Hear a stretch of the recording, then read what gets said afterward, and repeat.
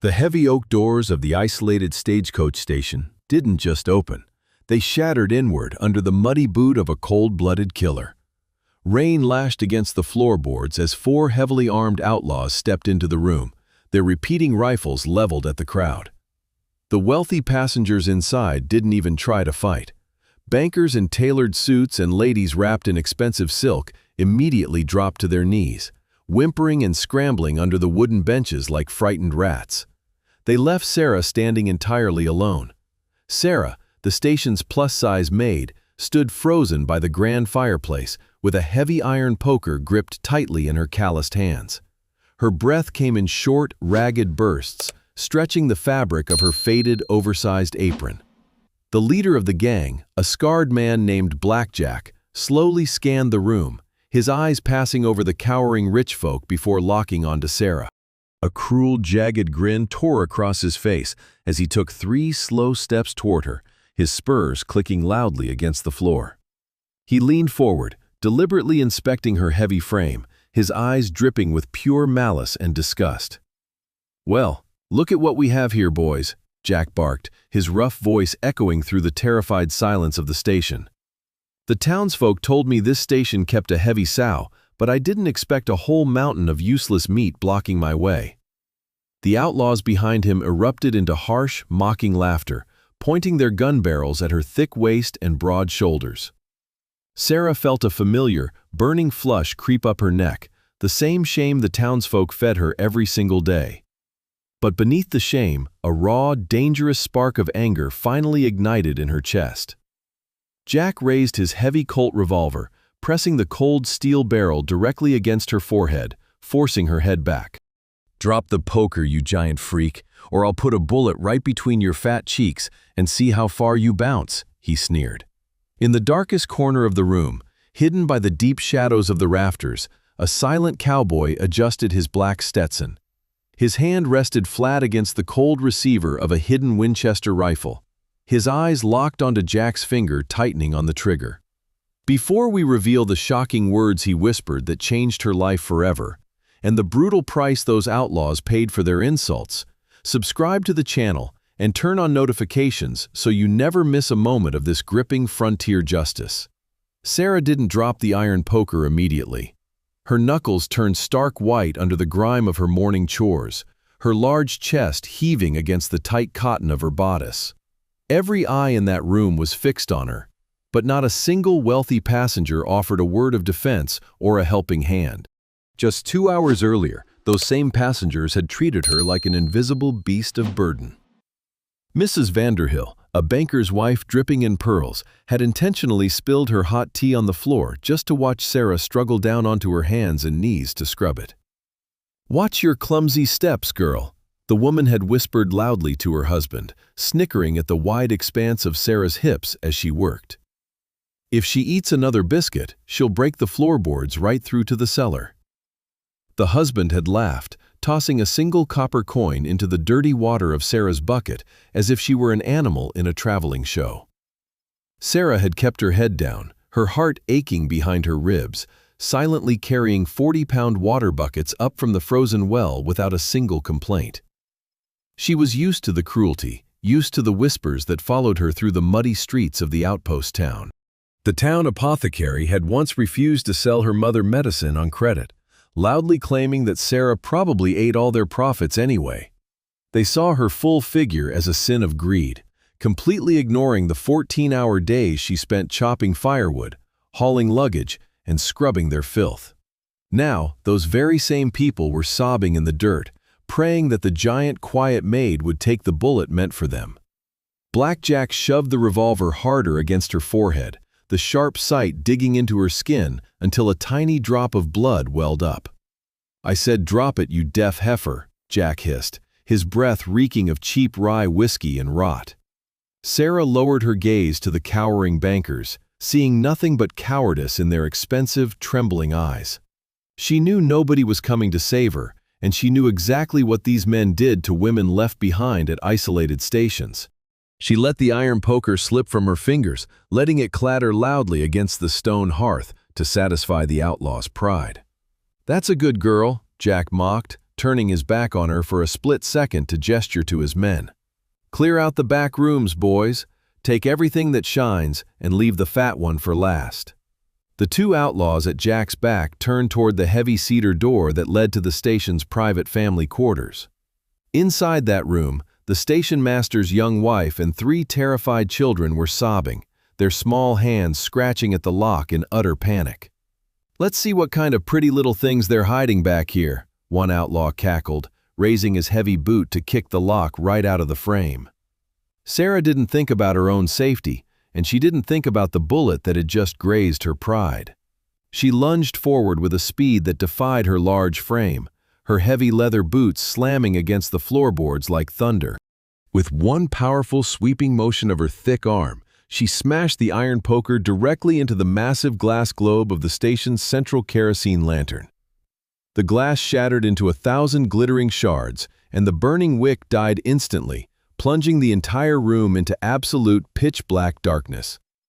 Screams of pure terror erupted from the wealthy passengers as blind chaos took over the room. Through the blackness, Sarah used her absolute mass to her advantage, moving toward the family door like a force of nature. She threw her broad shoulders and full weight against a massive, solid oak storage cabinet that usually required 3 grown men just to slide an inch. With a primal, guttural roar that echoed over the screams, Sarah dug her heels into the floorboards and hurled her heavy body against the wood. The massive oak cabinet groaned again, and then violently slammed across the doorway, barricading the family inside, just as an outlaw's boot struck the wood from the other side. "What the hell?" the outlaw screamed, his foot bouncing off the solid barrier as if he had kicked a mountain. A muzzle flash split the darkness as Blackjack fired blindly toward the sound of her voice, the bullet tearing straight through the fleshy part of Sarah's shoulder. She gasped as hot, searing pain bloomed across her arm, but she refused to budge, locking her thick legs and pressing her heavy back firmly against the cabinet. "Find a match! Burn the bitch down!"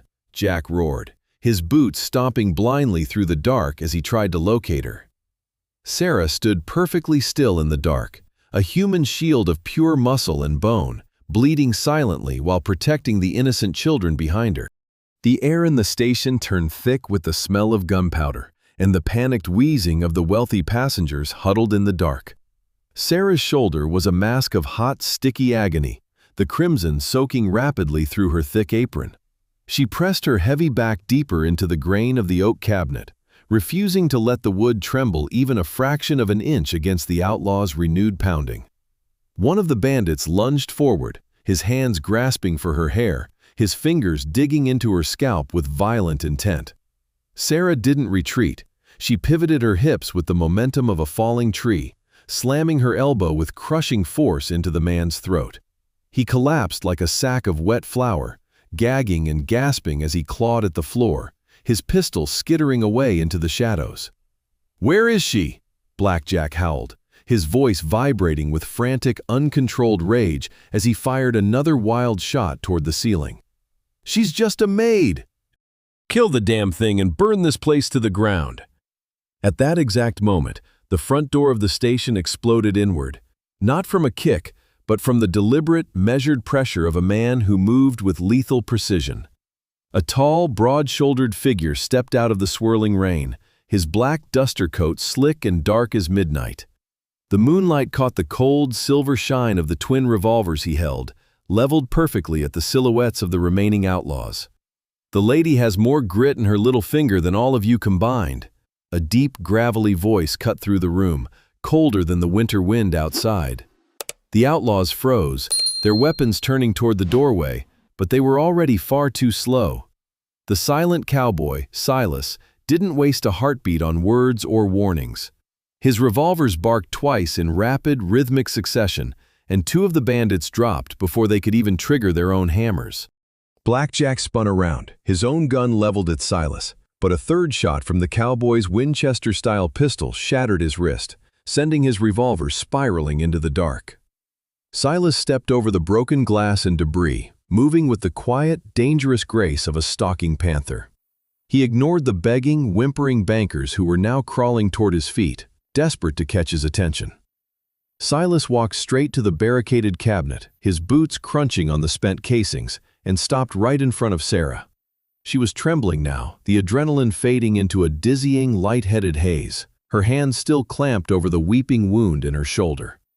Silas looked down at her, his eyes softening for the briefest, most intense second, before he turned his gaze back to the room full of cowering, useless men. "You lot," he growled, his voice a whip crack of pure aristocratic authority. "You sat there in your fine wool and silk, while a woman worth 10 of you bled to keep your pathetic lives intact." He reached out, hooking an arm under Sarah's knees and her back, lifting her as if her full, luscious weight were nothing more than a stray kitten. "Don't you ever," Silas warned the cowering crowd as he turned toward the door, "think you're worthy to even wipe the dust off her boots." The pouring rain outside didn't dare touch Sarah as Silas carried her across the threshold of the ruined station. He held her securely against his broad chest, his powerful arms wrapping around her full figure with a fierce, possessive tightness that made her breath catch. Silas laid her gently across the plush velvet seats of his custom enclosed carriage, completely ignoring the dark blood staining the expensive fabric. He climbed in beside her, immediately pulling a clean linen cloth from his leather medical kit to stem the bleeding on her shoulder. His large, calloused hands were incredibly gentle as he pressed the cloth against her skin, his eyes locked onto hers with absolute focus.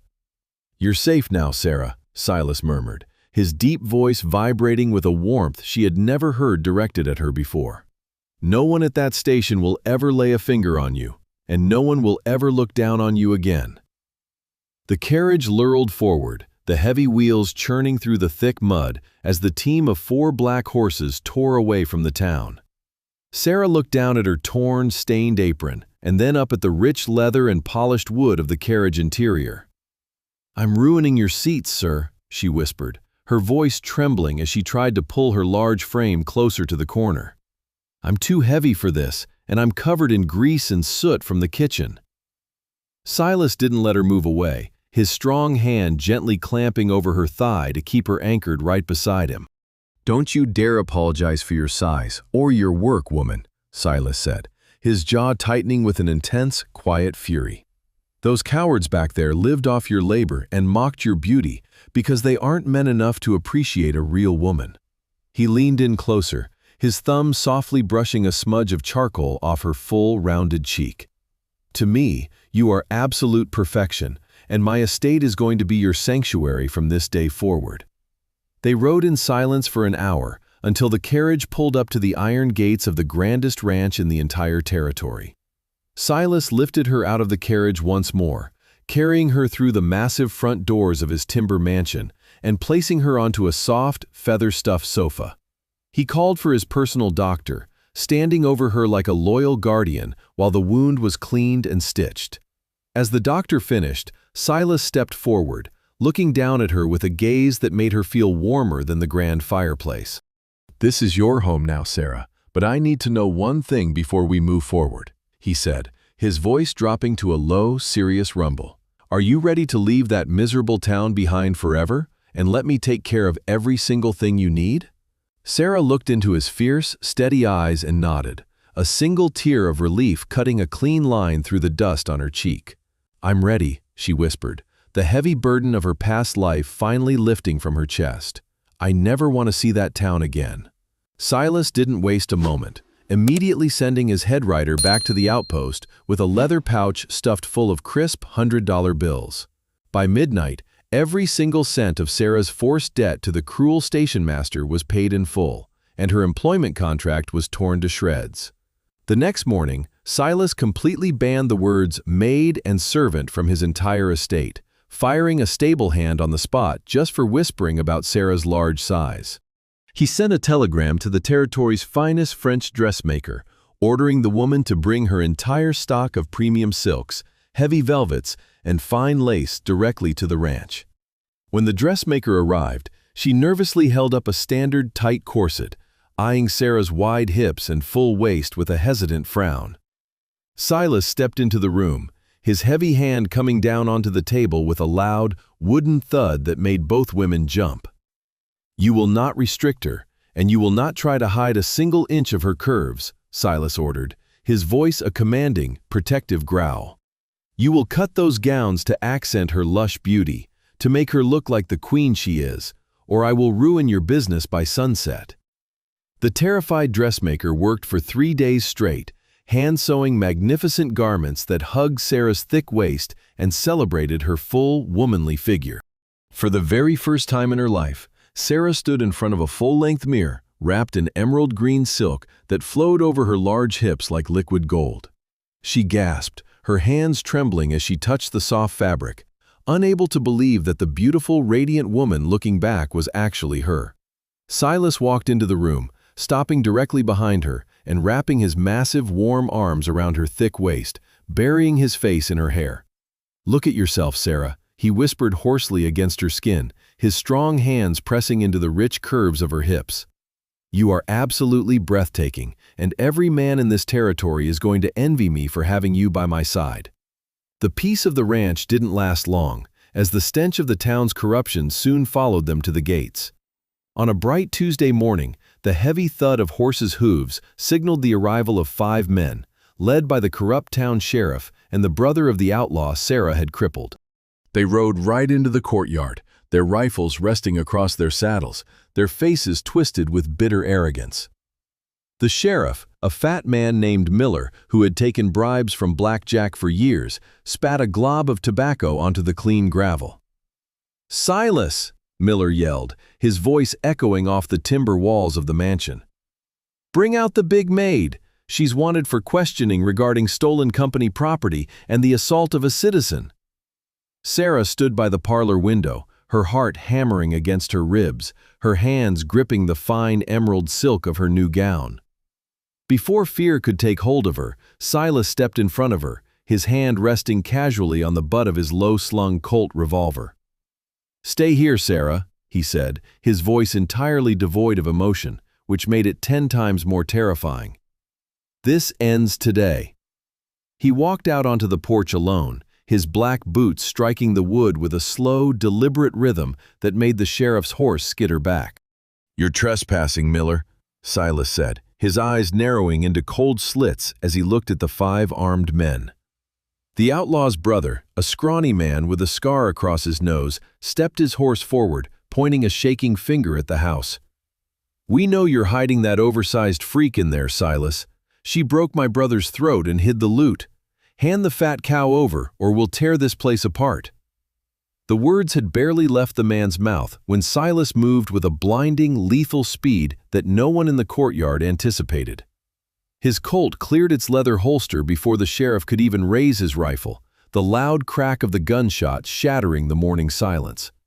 The bullet tore straight through the outlaw's shoulder, knocking him clean off his saddle and sending him crashing into the dirt, screaming in agony.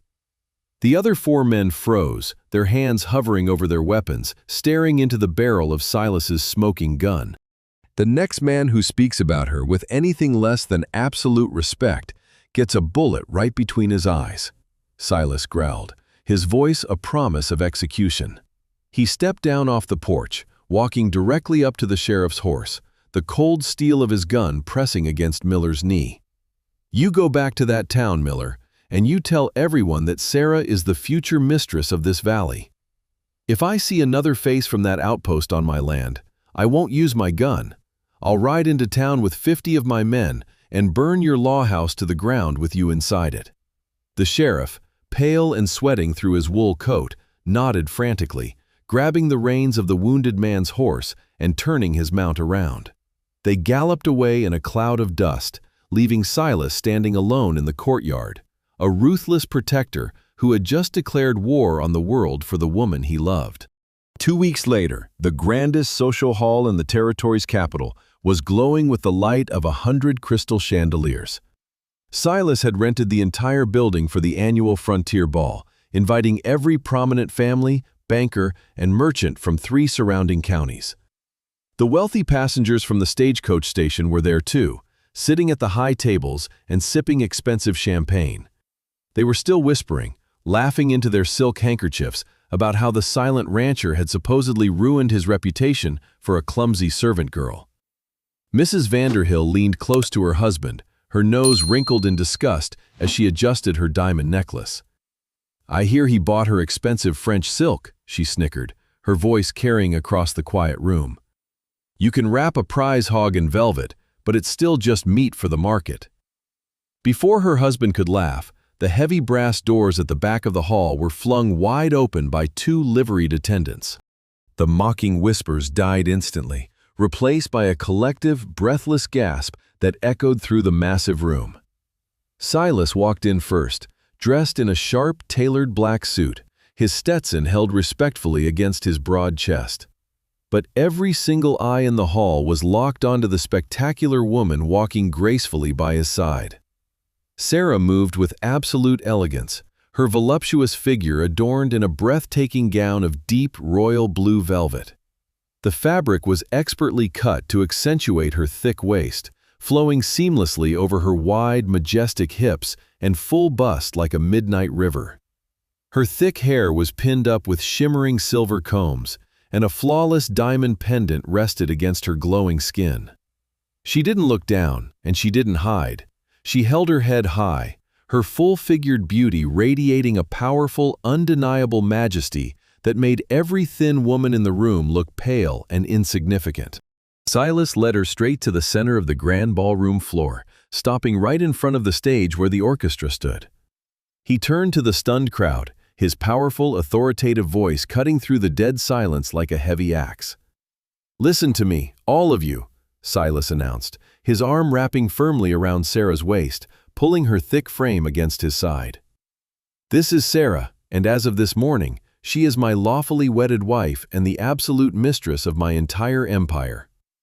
Every acre of land, every head of cattle, and every gold coin I own belongs to her."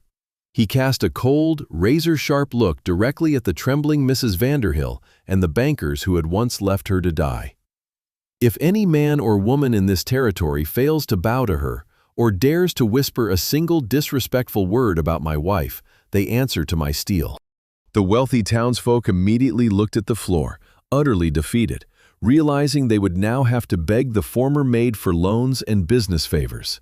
Silas turned back to Sarah, his rugged face softening into a warm, genuine smile as he took her hand and led her into the first dance.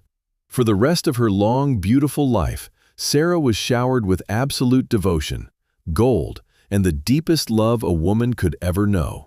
Now, we want to hear from you. If you were in Sarah's shoes, would you have forgiven those cowardly townsfolk, or would you have used your new power to ruin them completely? Let us know in the comments below, and don't forget to like this video to support true frontier justice.